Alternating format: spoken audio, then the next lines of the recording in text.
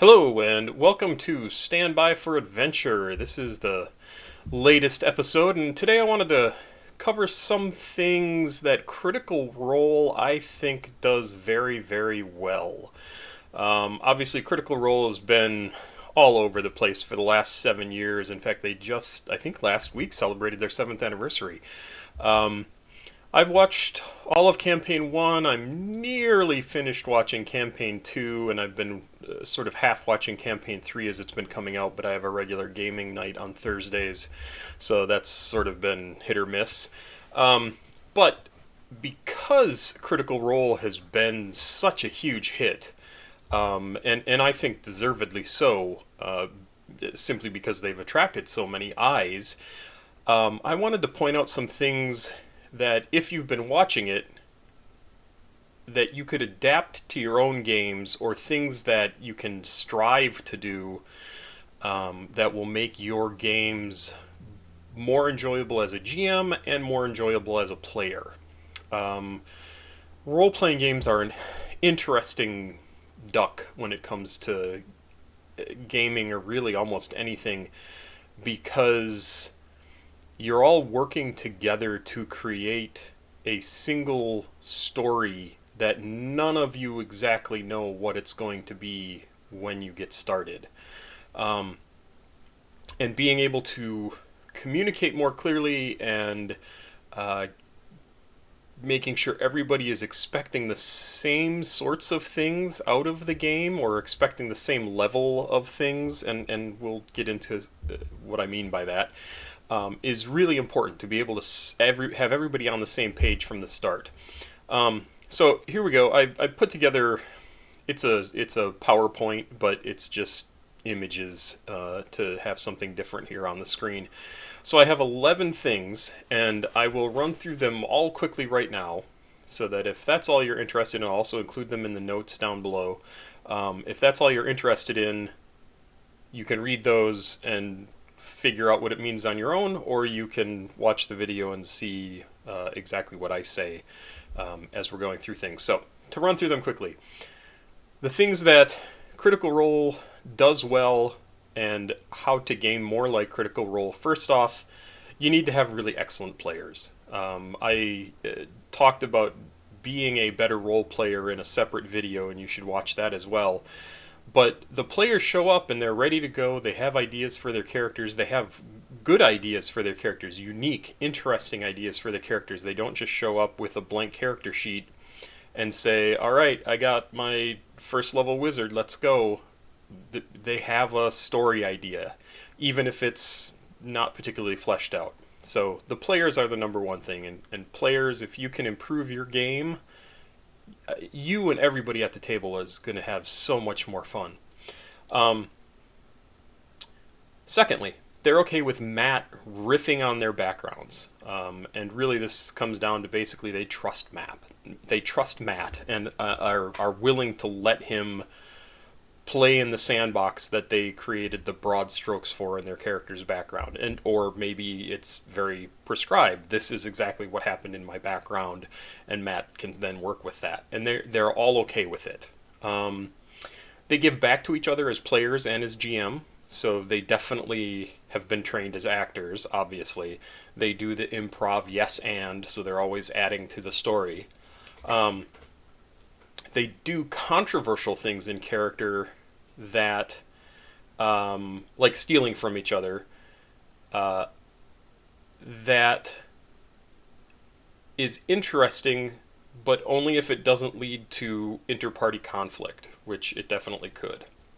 And I'll explain that more, but it's important because all the players, again, are on the same page, and when it comes to them stealing from each other or doing things, it's either cute character stuff, like it's funny, or there is a purpose, and people kind of let it go so that they can find out, like, why did not just steal that thing, as opposed to, getting all up in arms right in the moment and, you can't do that, and killing the other player.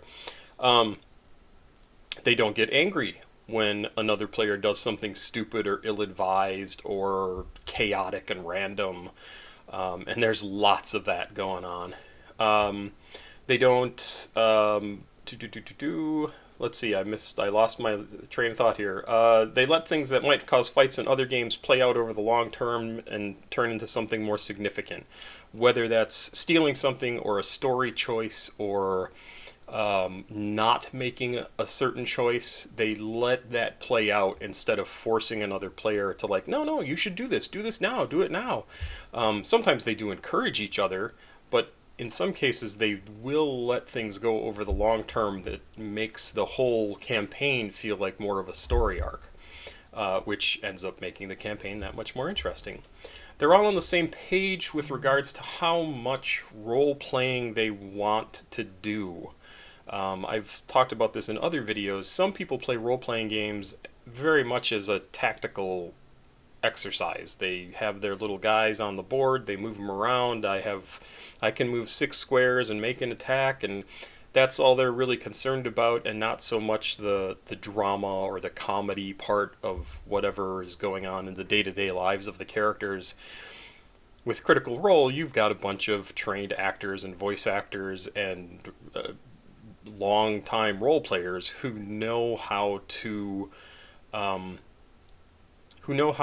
act and react to each other to get the most out of dramatic scenes or comedic scenes, and they do an excellent job at that. So being again on the same page with regards to how much of that in-character role playing you want to do for each of the players at the table is really important. They don't focus on problems. This is a big one, and this could be applied to pretty much anything. They don't focus on what a problem is. They focus on what the solutions to those problems might be. And they come up with multiples, right? It's not just a one-time thing. And certainly a lot of conflicts and issues end up being resolved by violence simply because it's a role-playing game and that's what happens. But they focus on how can we best prepare to take on X bad guy. Can we find magic items to help us? Can we find out some more information? They actually spend the time to learn more about who it is they're dealing with, and then take the fight to them. They invest in the NPCs and are excited when the NPCs show up in the future. In so many cases, NPCs are just placeholders to funnel the story along. And because Matt and the rest of the crew are actors, they get into the NPCs and want to know more about them and get invested in their lives and are excited when they come with them on missions or when they happen to show up and they weren't expecting it. And it's great. It's something as a GM that you would love to see, people actually invested in the characters that you come up with. The last two are they take notes and work together. That's just one. And that's just as the players in general, they are all taking notes all the time. And or not necessarily taking notes all the time. Certainly a couple of the players are, but they make note of important things for them that they want to keep track of. And then lastly, I think one of the coolest things to come out of Critical Role is the how do you want to do this? And I'll get into why that is and why I put it last when we get through all of these. So first off, I'm just going to advance this here screen so we have a picture of Matt with the crew. These are obviously the characters from the second campaign and the Mighty Nine. And so when they all show up to the table to play their characters, they have an idea for what they're playing in mind.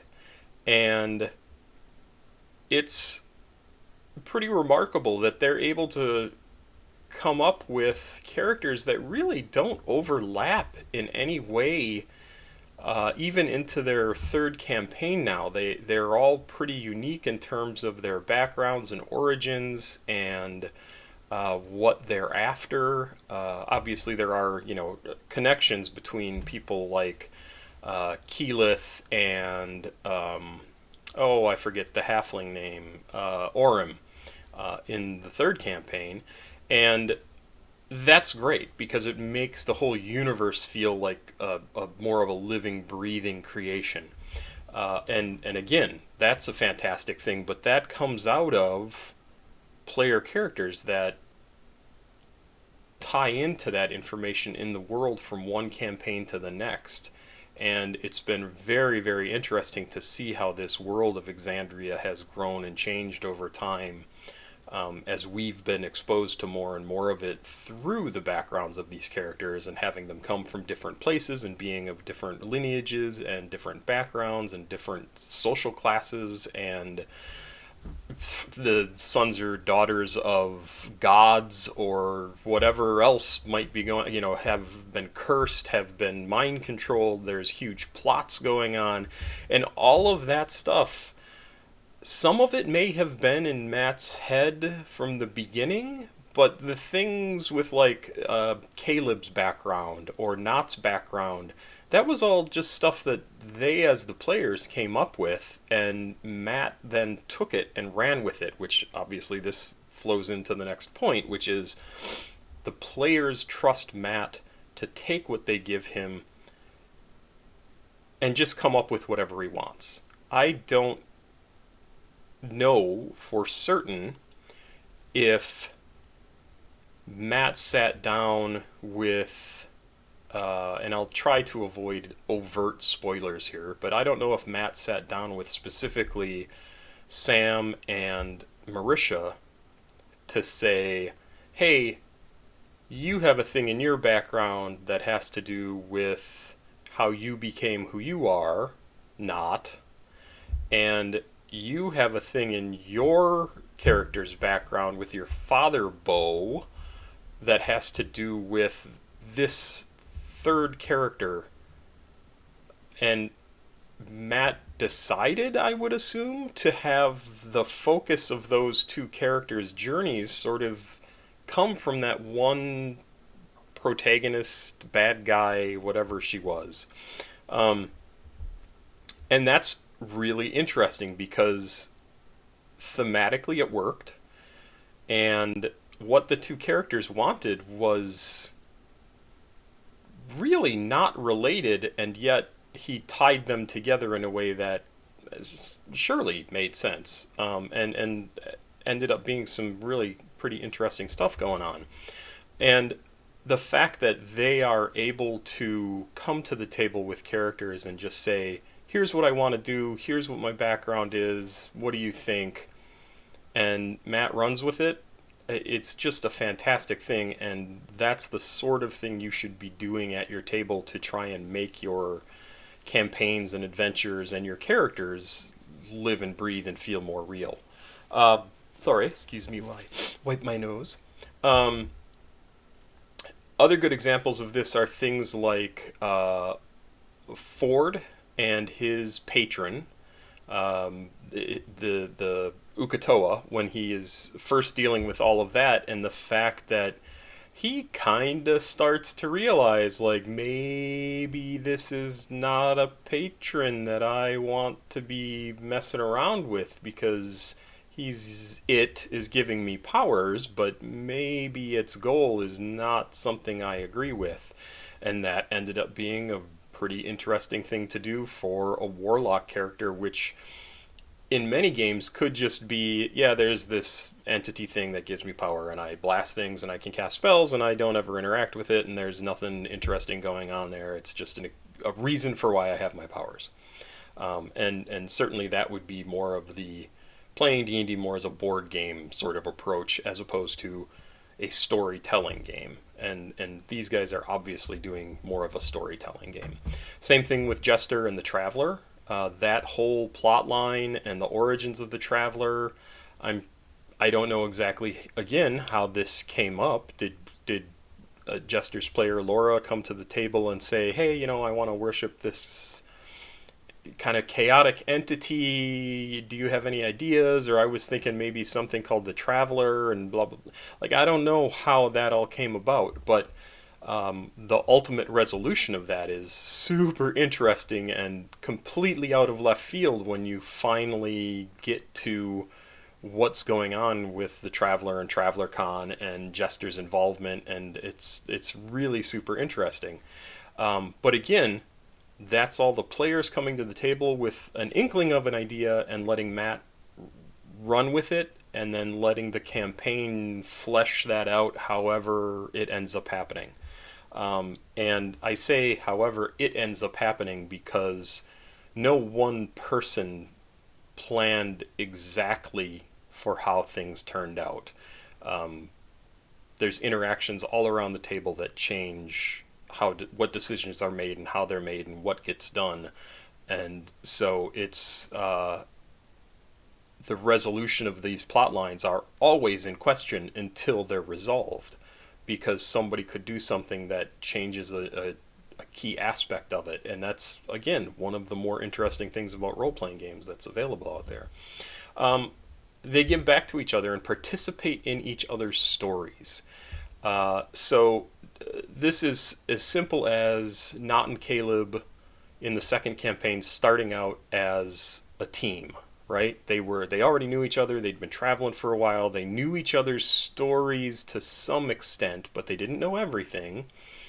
In campaign 3, I really like the relationship between Laudna and Imogen, and I think that's just fantastic. Same thing with Fresh Cut Grass and Talison's character that I can't remember the name of right now, the barbarian with the big hammer.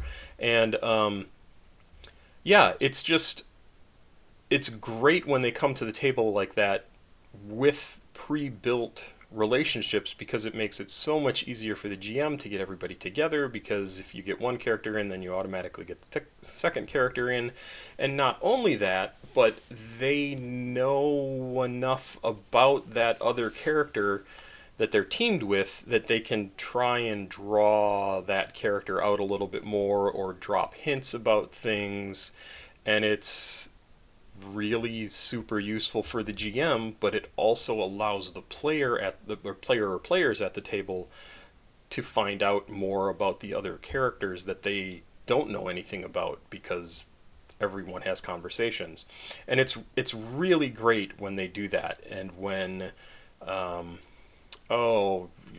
like when they're dealing with the stuff with Caduceus, and they're traveling to the different parts of his family's holdings. And even though they're there for Caduceus, Ford still gets something out of it. I forget exactly what else went on, but the other characters learned things while they were doing this exploration of Caduceus's story. And it could have just been specifically about Caduceus and nobody else had anything to do here, but it was not that way. Everybody contributed, everybody got something out of it, or not everybody, but many of the players got something out of it, and the characters got something out of it, that if you just sat back and said, this isn't really my part of the story, I'm not going to do anything. You don't want to be disruptive, you want to add to the story, but the way everything was set up, they did such a fantastic job with that it just felt perfectly natural, and that's the sort of thing you want to get out of your gaming worlds. One of the other really interesting things that I think they do, and I kind of have 2 points combined into one here, is they do things like steal from each other or start fights with each other or do really incredibly stupid things, and they don't let it, or they get mind controlled and have to fight each other. That's the other one. And they don't let it get them as players pissed off. And that's super important. People get so invested in their characters and they hate it when they get stolen from, they get tricked, they get lied to, by other players. And instead of getting angry about it, everybody at the table for Critical Role thinks, okay, how can I make this more interesting, as opposed to being just a brick wall. Like, no, you are not going to do that to my character. Instead, say, okay, so what would, instead of just saying no, which is like a cardinal sin in improv, right? Instead, roll with it and go, okay, how could my character react in a way that would be more interesting? Do they, does my paladin know the thief has stole something from him, but his response, instead of getting angry and like, you broke the law and I will get you, instead he thinks, this person needs it more than me. I know they took it from me. That's not right. Maybe I'll talk to them about it. But I also know their heart's in the right place, if it is. And I want to show this person, this character, the right way to treat people and how to be a good person. So I'm not going to turn around and slice their hand off. Instead, I'm going to encourage them to do good things in the future, and I'm not going to worry about that 50 gold pieces that they stole from me, or that gem, or that magic ring, or whatever. And instead react in ways that open up story possibilities instead of just closing them down. And that's, again, that's probably one of the bigger points to make across this entire episode, is they are all trained to open up story ideas, and they are actors, so they're really pretty perfectly positioned to do what they're doing, which is, I think, also why the show has become so popular.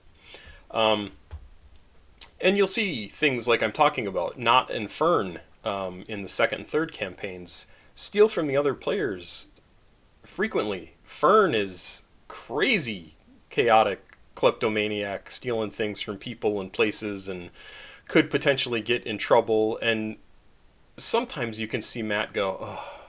But most of the time, he really does a great job of just rolling with it and opening up more story ideas, and perhaps making the characters feel for somebody that she's stolen from. There was one great scene, I forget what city they were in, but Fern stole something, and she felt so bad after they were done interacting with the person that they were dealing with that she actually put it back. And it was just super great. It was just such a cool moment in the game, and it gave you more of a peek into them all as their characters, and the fact that they felt bad for this person that they had stolen from, or that Fern had stolen from. And it also gave us a peek into Fern realizing, like, oh, this is actually a good person. I don't want to just steal something from them. Like, they actually seem like a good person, and even though I really want this and I'm a kleptomaniac, I'm gonna put it back because they seem like a good person, and I don't want them to feel bad or be out money. And it was very endearing and very cool of Ashley to do in that instance. So that's something to keep in mind as well, is don't punish the other players for doing things that you think are stupid or pointless or just purposely difficult or chaotic. Instead, try to react in a way that opens up story ideas. That's a huge one. They don't get nope, sorry, let that, and when they do things like that, this is related, when they do crazy chaotic things, they don't react in a way that puts an end to that storyline immediately, and instead they will let it play out over the long term. Things like when Scanlan takes one of the guns that Percy had developed, or I'm trying to think of some other instances when somebody took something and then ended up giving it back. Even the back and forth between again, Talison's character, that I don't know why I can't remember his name, the barbarian with the hammer, and Fern, they were stealing items back and forth from each other, and it was funny. It was like an in joke for the two of them, but it was shared with everybody at the table. And it didn't cause party conflict, other than the two of them were in on the joke and they knew what was going on. And the players are just smiling the whole time. They're just having a great time role-playing their characters and like, oh yeah, we get it. Like, we know we're both giving each other a hard time. And that sort of stuff is fantastic. There are other examples of this that, of course, I can't think of off the top of my head, but when you think about characters like Scanlan and Fern and Knot, and, that they would end up taking things, even when Bo, in one of the early episodes, steals one of the NPC's mail, and for the rest of the game, of course, they call her a felon because she stole mail. Um, but even that was interesting because it kind of gave a glimpse into what she was willing to do, and it ended up finding out more about those NPCs and what they were up to because she had found this piece of mail. Um, so don't shut things down that look to be problematic if they're taken incredibly negatively. Instead, don't react incredibly negatively. React a little more neutrally, but still a little extreme because you want there to be some conflict and chaos that will eventually get resolved. But don't have it be, you stole from me, I'm going to kill you, or you stole from that person, I'm going to kill you, or you stole it, now go give it back immediately that we have found out about it. Like, maybe that doesn't need to happen because that ends the plot, the story, the idea that could have turned into something more, and it just puts an end to it immediately. And that's just not interesting because then you don't have any of those floating plot threads and plot lines that are out there for the GM to loop back in at some point, or another character to loop back in and address in the future and possibly have a far more interesting outcome because of it. Um, they are, as I said, all on the same page with regards to how much role playing they want to do in character. And in fact, the only person I think who is at that table who wants to role play the least is Ford's player, Travis. Travis is there for the fun parts of the game to him, which do not involve shopping, do not involve random conversations with NPCs. He wants to keep things moving forward. He wants to get to the action. He wants to be scared in a really entertaining way. He wants to just be there for everybody else's stories, but not really for the NPCs. He doesn't care so much about the NPCs. And in fact, most of his characters so far have had very few NPC interactions that were important other than Ukatoa, right? Otherwise, everything for Travis really revolves around his character and the other player characters, and maybe one or two significant NPCs outside of that. And that's it. Whereas we look at people like Liam, and he has bunches of NPCs that are important to him. Even NPCs that they like, as in the first campaign. Is it Vax or Vex? I forget which one he plays. I'm sorry. I think it's Vax. Yeah, and no, I'd see even that. I'm not sure if it's right. I'm sorry. I totally am spacing it out. But he. I'm not advancing my pictures here either. But with Vax or Vex again, I forget. He started a whole love affair thing with who is it? Glorious Goods. For some reason I want to say Godfrey, and I know that's not right. But the owner of Glorious Goods, and he it was great. The same thing in campaign 2. He has all these NPCs that are revolving around his history with mind control and time powers and all this weird stuff.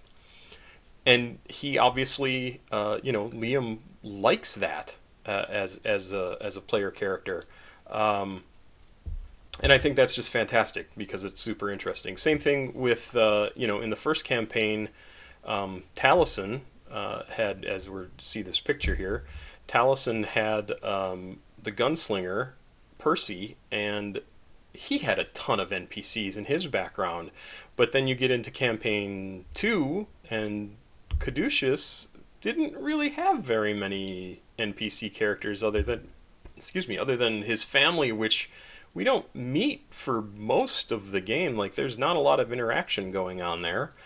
And that's fine. So there's an example of somebody who varies up quite a bit if they have a bunch of NPCs that they're reporting to. And in campaign 3, his barbarian character is very much connected on the street, but none of those NPCs are super important, at least not at this point. They're just sort of resources that are there.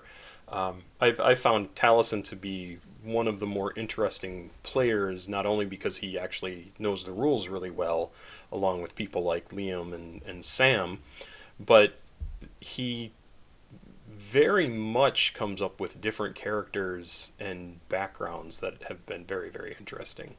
So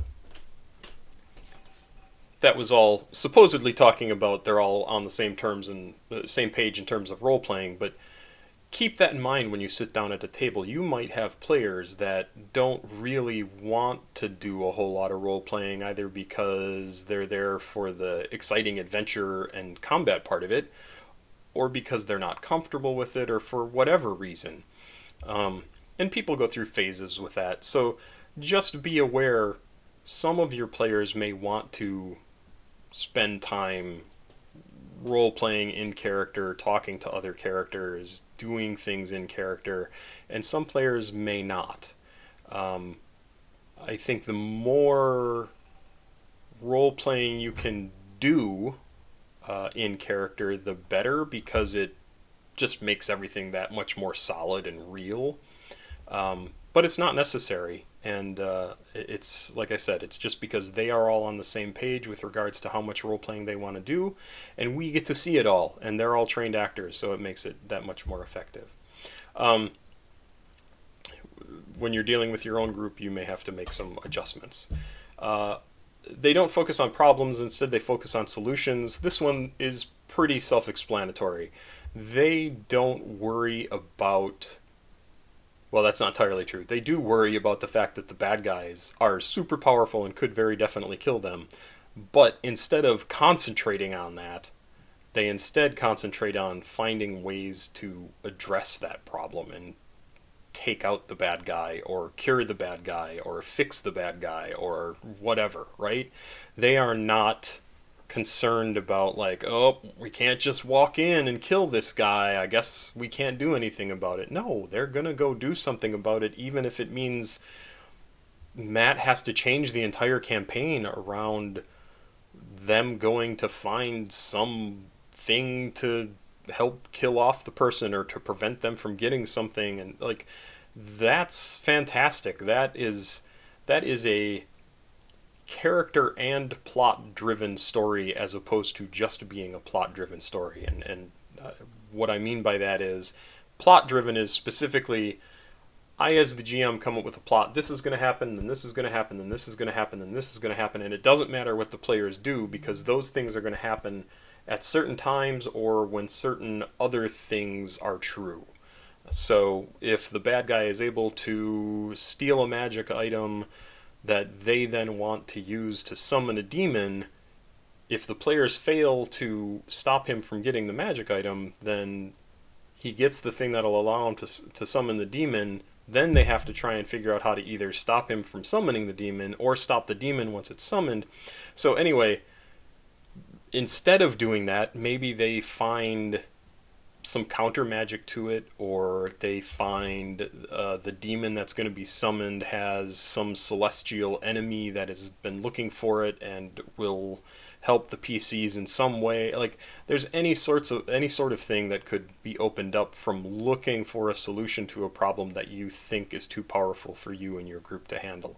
And they do a fantastic job of that, and Matt does a very good job of adapting to that as the GM. They invest in the NPCs. They're curious about their backgrounds.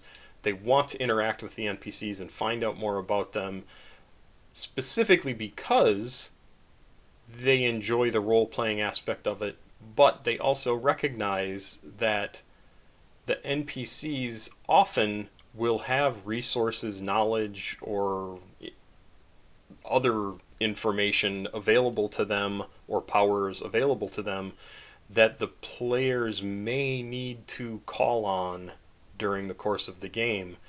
And again, that makes the world seem much more real and like a living, breathing thing when you can go back and look at your notes and go, oh, hey, there was a magic item like this at that shop that we'd gone to. Maybe we should go back and get that now because we have enough money to buy it, and it will help us deal with this thing that we need to deal with. It's super great that they do that, and it's so much fun when, like in campaign 2, when Allura shows up again, and they were all super excited, and it's crazy because they already had as players a relationship with this NPC that doesn't exist. I mean, it's not a real person. It's not another player. It's Matt, who plays hundreds of characters. But everybody at the table knows who Allura is and knows what she's able to do, and they're excited to see her again because it's a unique leftover thing from the first campaign that they now get to interact with, and so it feels like it's all part of that world. And that's just super fun. I mean, it's why you have, not main characters in books that people find super interesting. The taking from D&D, like the Black Saf, that sort of character that others can rely on or call on is present in a number of other books because she's significant to the setting, or in this case it's a she, significant to the setting, and could just be introduced for whatever reason as the game is going on, or as the novel is going on. They take notes and they work together. This is the second to the last point. They are constantly keeping track of things, referring back to notes. They help each other out. Travis is not a note taker. I think they assigned him the maps because he doesn't have to do anything except remember the maps, and he wanted to contribute in some way. But, Marisha and Laura keep really good notes, as does Sam. They keep very, very good notes, and they're always looking back at those notes to say, oh, hey, there was this person, and wait a minute, we've heard that name before. And let me tell you, as a GM, when the players remember an NPC that they met months ago in real time, and they go, wait a minute, we know this guy. It is such a great feeling to the GM to know that these hints you dropped earlier are being picked up, and that you're not being too subtle, and that you want people to pick up on these clues because it does matter. And it's great. So I love to see how these guys keep track of all their various NPCs that they've run into and dealt with over the years. And they give back to Matt as well when they are interacting with them. So you see that same level of roleplay going on between the NPCs and the PCs. And you get that because the players take notes and refer back to them, and they help each other out by reminding each other, like, oh, hey, whatever, Percy, I've got this note about something regarding this guy, you're talking to him, I just wanted to remind you about this. And it, again, just makes everything feel more connected and more real. And then finally, the thing that I think they added to D&D that is really just a genius idea, and I wish I'd thought of it years ago, is how do you want to do this? Because when you're fighting a monster in D&D, and this was more true in 4th edition, but it does happen in 5th edition, you have monsters that have special abilities that have a limited number of uses, and they tend to use those, I've found, towards the beginning of combat, which then means that all their special cool things that they're capable of doing aren't there for the second half of the combat, and instead you're just doing the same thing over and over. The player characters have a few more resources that they can bring to bear, but when it gets to that end of the fight, and it's just been kind of going on for a while, and it's you finally deal that killing blow, the ability to just give narrative control to the player is such a genius thing, because it lets the player then give their character real agency and personality in how they defeat the bad guy. If you're talking about, a completely martially trained character, it can still be a super cool looking described effect, right? Like I slide forward on my legs, slash at their Achilles tendon, they fall to the ground, and then I stab them in the chest. Horribly bloody and terrible, yes. But that would be for a martial character, whereas somebody like Caleb, I love when the magic users of any type, whether it's clerical or arcane, or divine or arcane or whatever, finish somebody off, because they get into the whole fantasy descriptive aspect of magic and casting spells, where and Matt just lets them do it. I strike a flame and summon a big ball of fire into my hands, and it surrounds them in this helix of burning energy and consumes them. That's not a spell effect. That's just something that they came up with to describe how they're using Firebolt. And that's fine, but it looks cool and impressive and neat, and it gives the character and the player a spotlight moment that is unique to them, and it's really a fantastic thing to do. And I've already started using it in my games since started watching Critical Role years ago, and I would like my players to do it more. They haven't watched Critical Role. I would like my players to do more of it and really embrace that sort of thing, but some of them just aren't into it. It doesn't matter, but you can encourage it, because I know a couple of players really do like it, and they see the narrative kind of coolness that can happen with it. And it's fantastic. I highly recommend using that at your table. And those are the 11 things that I think they do really, really well. This doesn't have to do with, obviously, the mechanical stuff that Matt does, or like when he changes, if they can cast a cantrip and a spell, and what level spell it can be. Like he has some things that he's customized just in order to make the game more exciting and frenetic and energetic, and it works for them. It absolutely works for them. But he has made a consistent ruling on that, so they all know exactly how it works. And if you make a change like that at your table, you should also make sure that it's enforced consistently.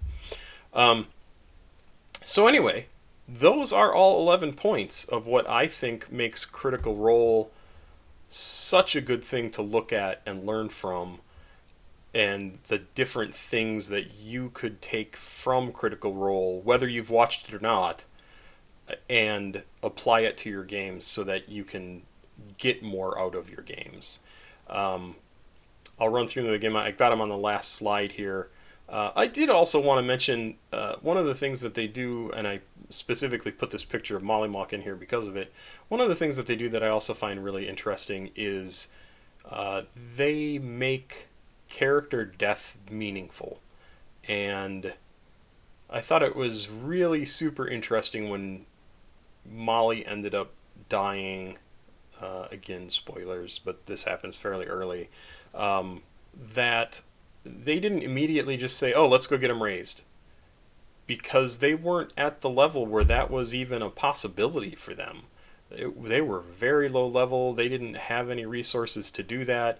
When they then did have resources, they didn't go back and say, let's go get him raised or resurrected. It probably would have been prohibitively expensive.